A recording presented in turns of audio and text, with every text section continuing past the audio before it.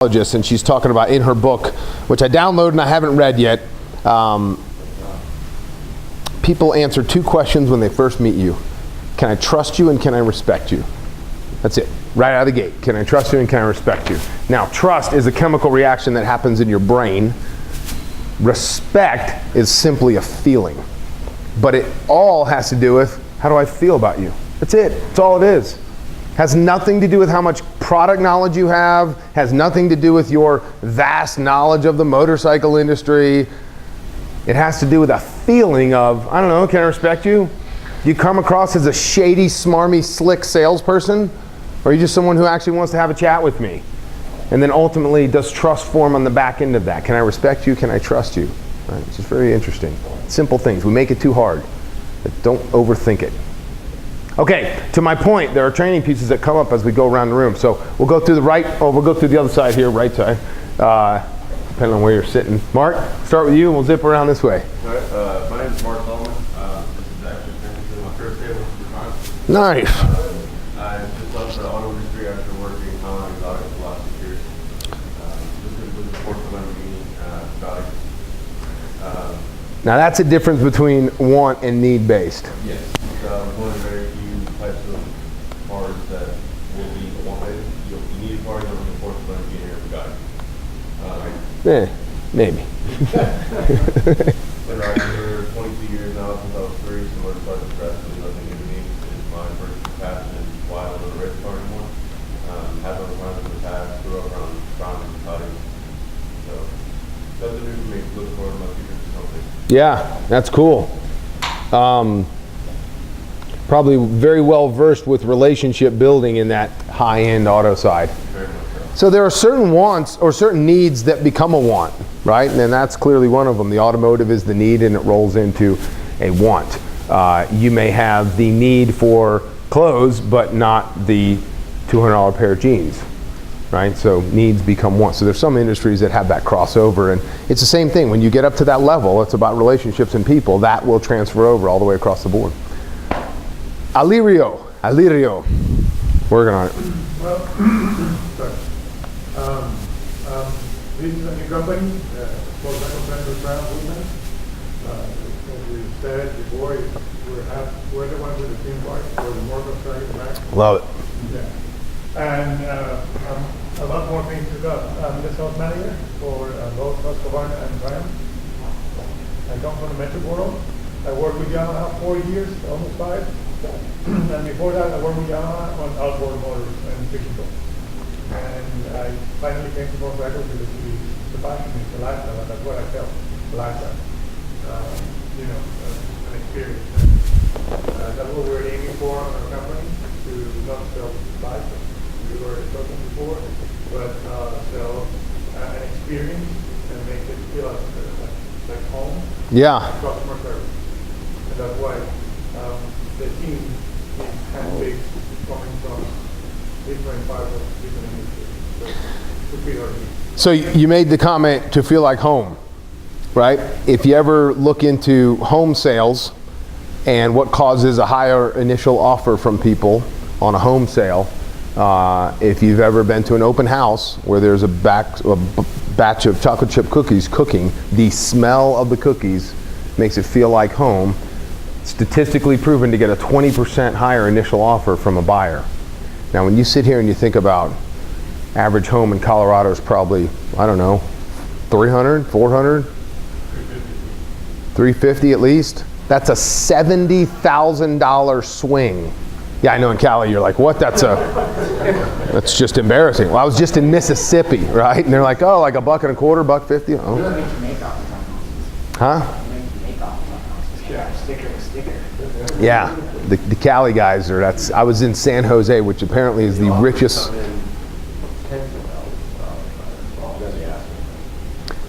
Right, which in that instance I get supply and demand if there's only one house, right? But when the smell of cookies causes me to pay $70,000 more, what does it cause from? The feeling of home. It feels like home. That's what's happening there. So it's interesting that you say we want this to be someone's home. We want them to want to come and make it their home. Like money goes out the window when it's my home. all right? And it's not even a consideration. So I love that you guys are doing that. Super cool. Well, actually, the whole shop is designed on the here to actually make it more like a landscape or what we want the place to be. Yeah. For a light route, for everybody. Also, a little bit more of customer service or, stuff like for That's cool. Now you had mentioned Yamaha, and you said on the marine side of the fence. Yamaha actually has their motorcycles and the marine world connected. It's the #1 outboard in the marine industry is that Yamaha outboard, and so we actually have a contract with Yamaha Canada. We do work with Yamaha Canada, and they're the same company. The marine side and the power sports side is the same thing. So again, boats, same thing. It's a want-based industry. Finish the sentence for me. The best 2 days of boat buyers' lives are Daisy buys it and Day sells it, right? Did you? What'd you get? I bought a 21-foot Nitro bass boat. 250 max. So what's interesting to me, which by the way, that Nitro is a great boat, but it's interesting, you hear the first thing, 21 foot? In the marine industry, we talk about a 21 footer, a 28 footer, a 32 footer. Imagine if we said that about motorcycles. I mean, why don't we do that? It's just a different culture, but it's the same industry. It's a want-based emotional purchase. Nobody needs a boat, they want a boat. And the problem with that phrase of the best 2 days or the day he buys it and the day he sells it, that really sucks. And it's because we sold them the wrong boat. If we sold the person the right boat, they would use it. They would find reasons to use it, therefore those two phrases wouldn't exist. It's when we don't use it and it sits there and collects dust and needs repairs and we spend all that money on it, that's when that feeling comes to play. So I've always been a big fan of something's only as expensive as how much you don't use it. That's a personal saying that I've had. It's also in some of the online closing strategy stuff. I tell customers that all the time, dude, it's only as expensive as how much you don't use it. My wife has an exercise bicycle down in our basement that she was working with a personal trainer, and the trainer was going to get a new exercise bike and said, did you want to buy my old one? And she said, oh yeah, I'd love to buy that. She came home, she spent, I don't know how many, a lot.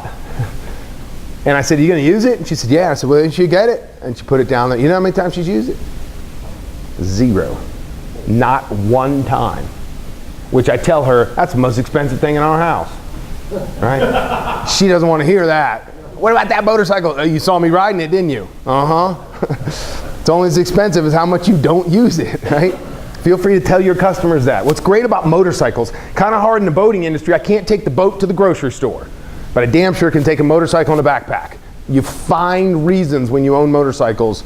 You go to the gym on the bike. I have an airport runner, but it takes me up to the airport when I'm on a bike. Find reasons to get in the motorcycle industry. So. The home thing and the marine thing they just caught my ear there. Crystal. I am marketing manager for the Triangle Woodlands. We are Solus now, and our goal is to become a flagship in 12 months. Also, a China champion, income marketing, dropping my background, and we sell a lifestyle. You got your work cut out for you there as a marketing manager. It's interesting. We got F&I managers, GMs in this room, marketing managers, all the above. It's the same thing. Make human connections with people. Do it through print, do it through shaking hands, do it through water park, do it through whatever, right? Andy? My name's Andy. I'm from the Real Motors in San Francisco. We're trying to Chicago for the beauty dealer. And I'm sales, marketing, trying champion. Yeah. Front of house guy. Front of the house, all the above. Yeah. And selling network. What I sell that group. I got a guy. Got a guy. When you say network, I think I got a guy, right? Whatever you need, I got a guy. Well, if you're the person who's got my network, then you're the person I'm coming to see every single time, right? Augie? Augie Weber with Ace Motorsports, Concord, California. Sales, been in sales 15 years, kind of went from the Japanese side. Prior to that, I was in Palmer and Corner. Always kills me.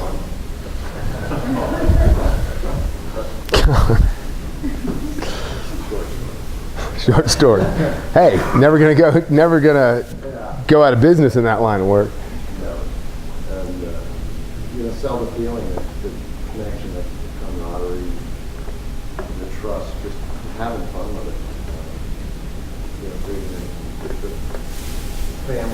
come in and yucking it up with your kids and just, like you said, just kind of make them do it home.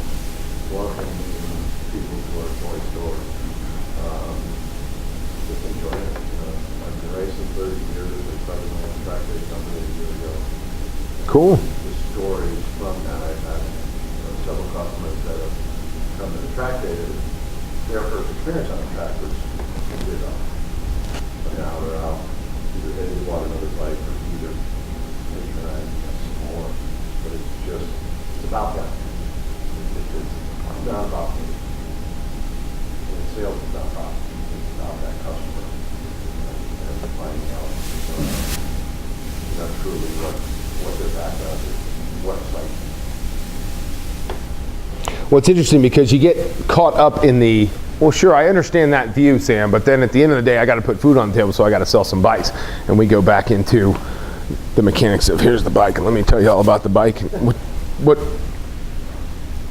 What sales clerks don't realize is that the true art of selling is all of that.